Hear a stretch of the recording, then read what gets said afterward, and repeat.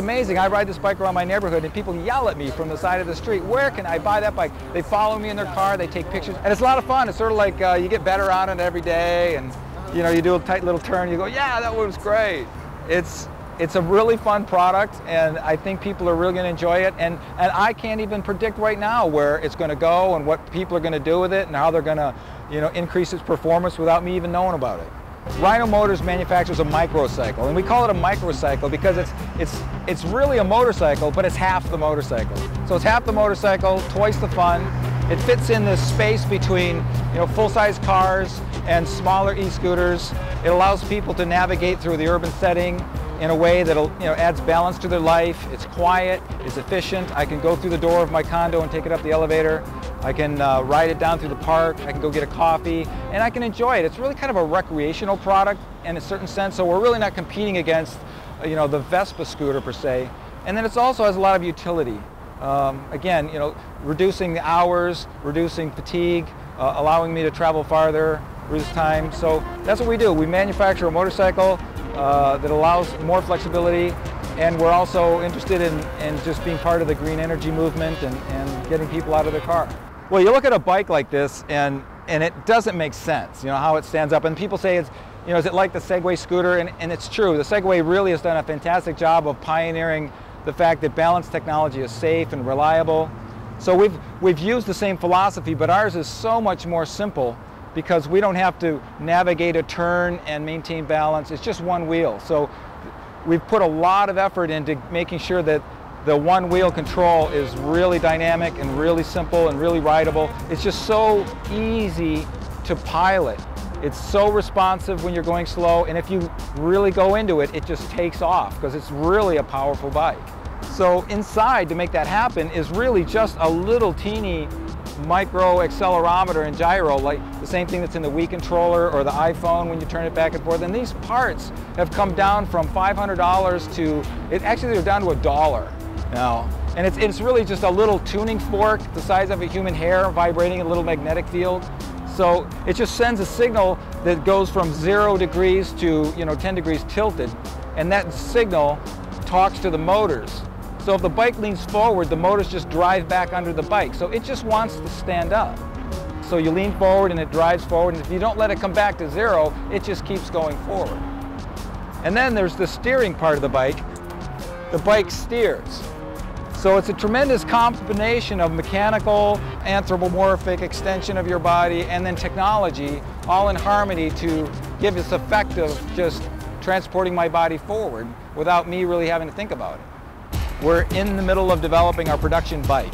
So this is a bike that we've taken all of the lessons we've learned from other interactions with customers. You know, we've given the bike to motorcycle clubs for a couple of weeks. We've let the police department get on the bike. And we've learned a lot. So there are certain features we're going to add to the bike. Full suspension, a real mechanical disc brake, a little bit more nimble steering mechanism, much bigger batteries, so we'll have a 30-mile range at a full 20 miles an hour. And a little bit more styling. We're going to have replaceable body panels that allow us to brand the bike for different markets, for different police departments, for different demographics. So these are all things that were happening now. So if we were to run on the timeline we're on right now, we're looking at kind of like first quarter, middle of next year to be in production in those first low volume bikes. And then we're going to just kind of structure our supply chain to allow us to produce low volume bikes in the United States. And it's probably a year and a half before we started getting those you know, low cost, high production bikes, which allows us to sell into the retail space. So price, low volume, kind of first year or two, $4,500. And then as we roll into this lower cost model, closer to $3,500. We're a team of guys that have just kind of taken an idea of riding on one wheel and gotten to the point where you can actually ride this bike like you can a motorcycle. It started from a really basic idea and a totally unrideable prototype to coming to grips with what are we going to do to keep this project in play, how do we design some simple solution to get it to a point where most people can ride it.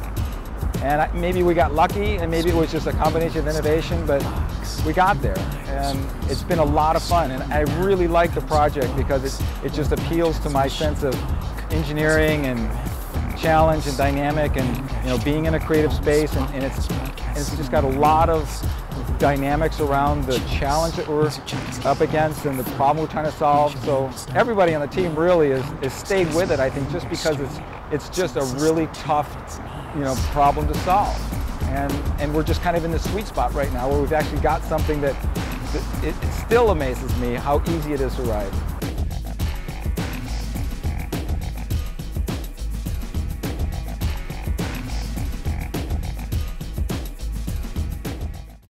The Truck-Trike is an all-wheel drive human-electric hybrid-powered vehicle that is intended for business applications. It has a universal flatbed that can be customized for any use. The front wheel is driven by human pedal power, while both rear wheels are driven by electric motors.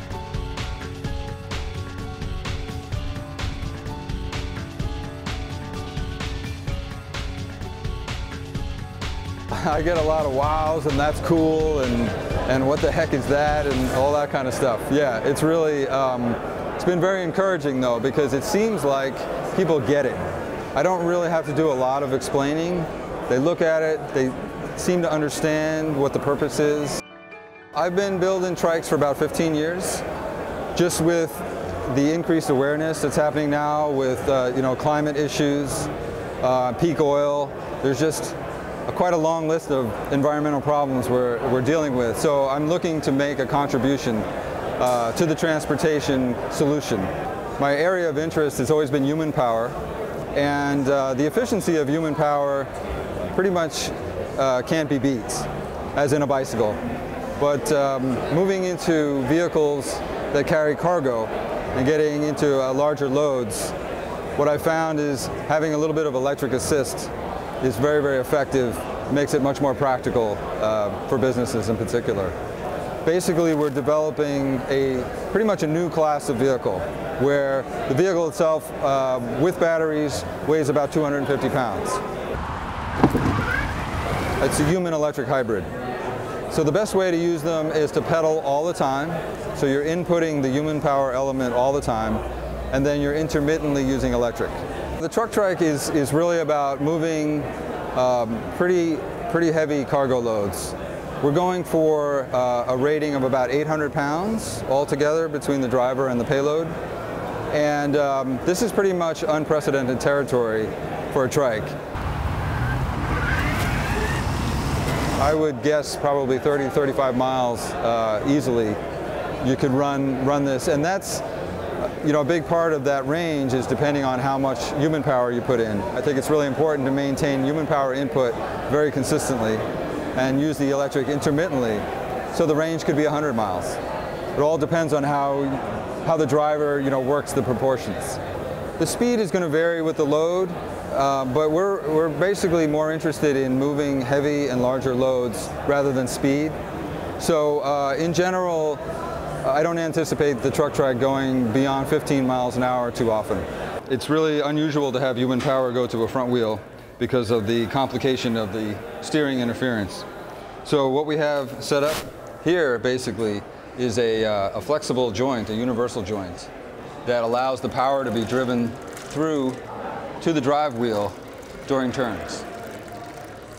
And what that does is, when the universal joint is aligned right on the steering axis, it allows the torque to get on through from the drive side to the wheel side without any steering pull, which is really nice, because basically what that means is you can be pedaling real hard and the steering remains nice and neutral.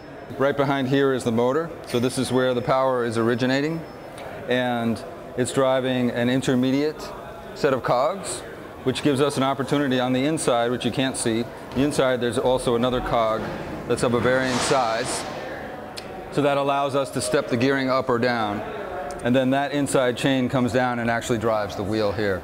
Here you can see the motor, and basically the drive system is identical to the other side. They're not mirror imaged. They're simply identical left and right. So that's why it has a different look from this side. But here you can see the brakes. This also has an identical brake system on the other side. Here you can see we're using basically motorcycle level disc brakes, hydraulic discs. So we got the large caliper, good sized rotor, and this is going to be really important for stopping the heavy loads that we're interested in hauling.